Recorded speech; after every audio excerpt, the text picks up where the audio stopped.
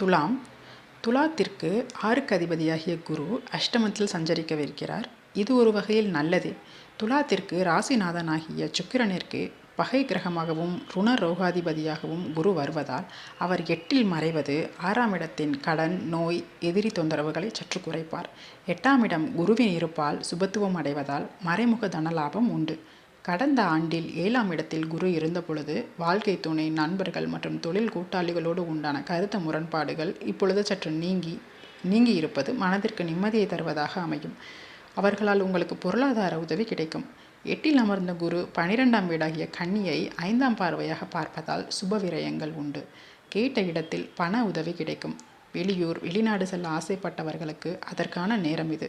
12ல் அமர்ந்த கேது குருவின் பார்வையை பெறுவதால் இதுநாள் வரை வேலை மாற்றம், பெர்மனன்ட் ரெசிடென்ஸ் பெறுவதில் இருந்த சிக்கல்களை இனி தீர்த்து வைப்பார்.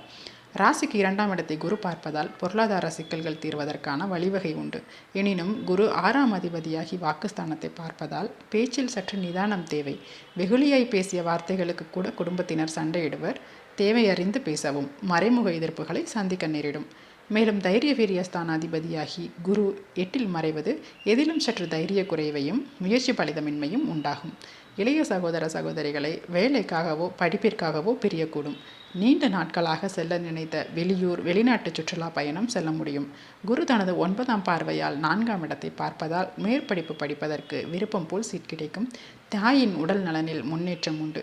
சிலர் படிப்பிற்காகவோ வேலைக்காகவோ தாயாரை பிரிந்து ஹாஸ்டலில் தங்கி படிக்க நேரிடும்.